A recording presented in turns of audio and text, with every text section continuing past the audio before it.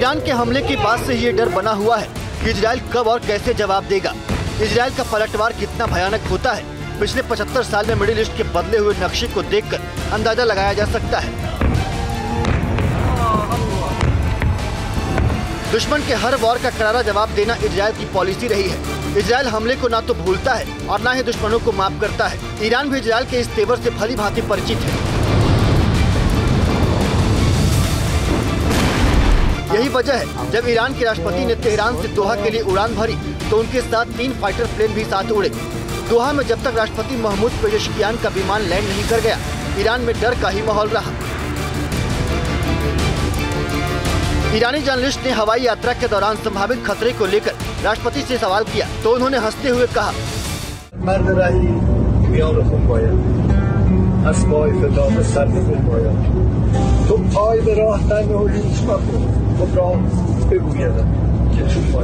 Iran के राष्ट्रपति की कतर यात्रा का मकसद दोनों देशों में द्विपक्षीय समझौता है, लेकिन इजरायली हमले का डर यहाँ भी छाया रहा। و ما به هیچ وجه به دنبال جنگ و خونریزی نیستیم. از موقعی که بنده به عنوان رئیس جمهور انتخاب شدم در تمام صحبت‌ها تلاشم بر این بوده که ईरान पर इजरायली हमले का डर हर वक्त बढ़ता ही जा रहा है। टाइम्स ऑफ इजराइल ने दावा किया है कि आईडीएफ ने हमले का फुल प्रूफ प्लान बना लिया है। सरकार से भी इसकी मंजूरी मिल चुकी है।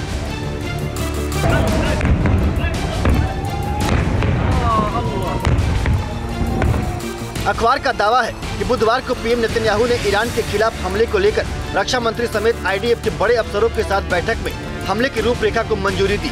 अखबार के मुताबिक इजराइल ईरान के गैस और तेल जैसे बुनियादी ढांचे के अलावा उसके परमाणु ठिकानों को निशाना बना सकता है।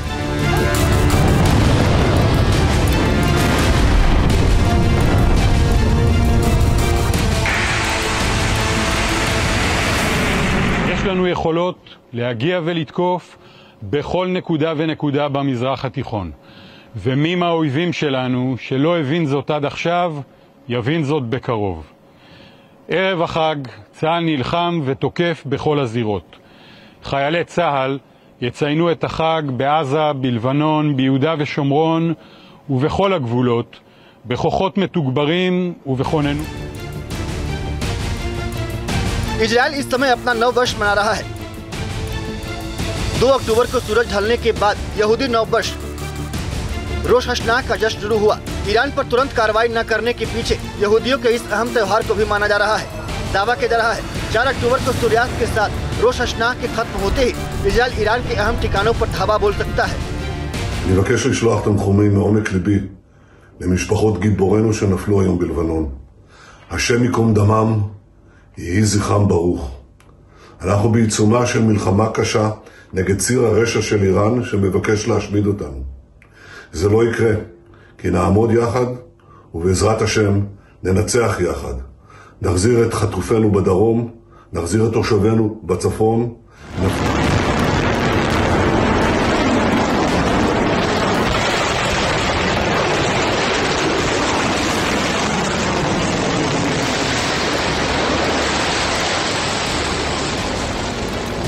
मिसाइल पर सेट किया गया था। एक मिसाइल के गाइडेंस सिस्टम ने अपने अपने टारगेट को आसमान की ऊंचाई से ट्रैक किया और फिर ईरान से 2000 किलोमीटर दूर इजराइल के अहम ठिकानों पर ये मिसाइलें बरसी। ईरान ने एक साथ 200 मिसाइलों से हमला किया और इजराइल में भारी तबाही मचा दी। दावा है कि ईरान ने अपनी ताकतवर मानी जाने वाली फतेह 1 और फतेह 2 हाइपरसोनिक मिसाइल समेत कई दूसरी बैलिस्टिक मिसाइलों का भी इस्तेमाल किया, जिनके आगे इजराइल के एयर डिफेंस सिस्टम फेल हो गए और ईरानी मिसाइलों के हमले से इजराइल के शहर दहल गए। मगर सवाल यह भी उठ रहा है कि ईरान की जो भी मिसाइल इजराइल के अहम 5 ठिकानों को टारगेट बनाकर दागी गई है, वो कुछ ही दूरी पर जाकर फटी है। तो क्या ईरान की मिसाइलें टारगेट से जानबूझकर चूकी या फिर इजराइल ने पहले ही मार गिराया? आखिर क्यों ईरान ने इजराइल के इन्हीं 5 ठिकानों को निशाना बनाया, तो ये समझना भी जरूरी है। मोसाद हेडक्वार्टर पर क्यों हमला किया गया? तेल अवीव के उत्तर में मौजूद मोसाद का हेडक्वार्टर पर ईरान के मिसाइल से मची तबाही की तस्वीर हमले की भयावहता को बयां कर रही है। देखिए इस तस्वीर को। मोसाद हेडक्वार्टर के पास जहां मिसाइल गिरी है वहां बड़ा गड्ढा हो गया है।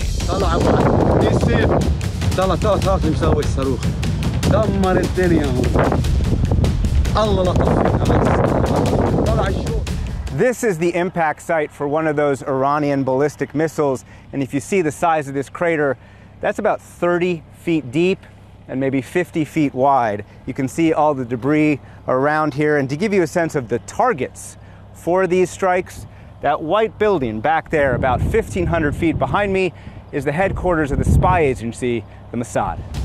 मोसाद हेडक्वार्टर पर हुए मिसाइल हमले को इस मैप के जरिए भी समझा जा सकता है। देखिए मिसाइल जहां गिरी है वहां से एक तरफ 400 मीटर की दूरी पर मोसाद का हेडक्वार्टर है, तो दूसरी तरफ 500 मीटर की दूरी पर आईडीएफ का एडमिनिस्ट्रेशन कैंप है। मोसाद हेडक्वार्टर पर ईरान ने इसलिए हमला किया क्योंकि तेहरान में घुसकर हमास लीडर इस्माइल हानिया और लेबनान में हिजबुल्लाह चीफ नसरुल्लाह की मौत के लिए ईरान मोसाद को जिम्मेदार मानता है। मोसाद के ही पेजर और वॉकी टॉकी ब्लास्ट में ईरानी सेना के कई कमांडर भी मारे गए थे, इसलिए मोसाद हेडक्वार्टर पर हमला करके ईरान ने इसका बदला लिया है। हालांकि मिसाइल कुछ ही दूर गिरने से ईरान का मंसूबा कामयाब नहीं हो पाया। ईरान की मिसाइलों का दूसरा टारगेट रहा इजराइल का नेवातिम बेस। ईरान ने इस बेस पर इसलिए मिसाइल दागी क्योंकि यहां इजराइल के सबसे घातक फाइटर जेट F-35 तैनात हैं। अल नकाब के रेगिस्तान में मौजूद इस बेस से इजराइल F-35 फाइटर जेट के जरिए पूरे मिडिल ईस्ट में कहीं भी कोहराम मचा सकता है।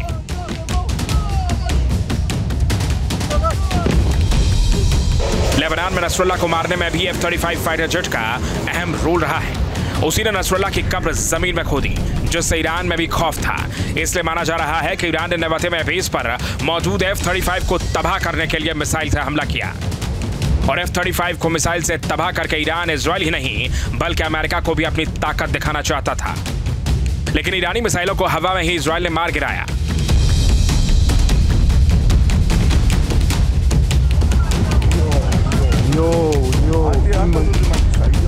ईरान का तीसरा टारगेट रहा इजराइल का नेत्जरीम मिलिट्री बेस।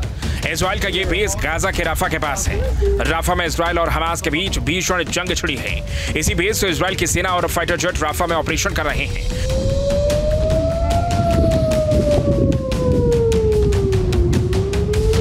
माना जा रहा है कि नेत्जरीम बेस पर ईरान के मिसाइल हमले का मकसद इजराइल से राफा में भीषण हमले का बदला लेना है और यह संदेश देना है कि ईरान हमास के साथ खड़ा है। इजराइल को मिसाइलों से तबाह कर सकता है।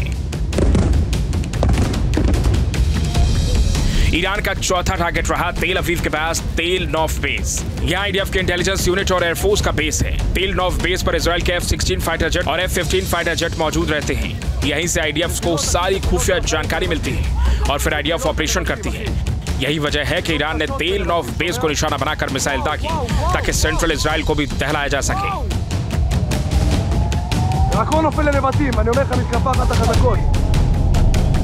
ईरान ने इजराइल को सबसे बड़ा जख्म देने की पूरी प्लानिंग की थी। उसने नेगेव रेगिस्तान में बने डिमोरा न्यूक्लियर बेस पर भी मिसाइल से हमला किया। वो तो ऐन वक्त पर अमेरिका के थर्ड डिफेंस सिस्टम ने ईरानी मिसाइलों को भांप लिया और उन्हें तबाह कर दिया, वरना भारी तबाही मच सकती थी।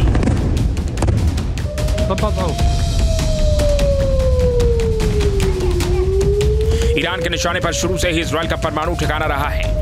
इसकी वजह भी साफ है क्योंकि इजराइल के पास खुद तो परमाणु बम है, लेकिन वो ईरान को परमाणु बम नहीं बनाने दे रहा है, जिससे ईरान बौखलाया हुआ है और उसने इजराइल के परमाणु ठिकानों को तबाह करने के लिए मिसाइल से हमला किया है।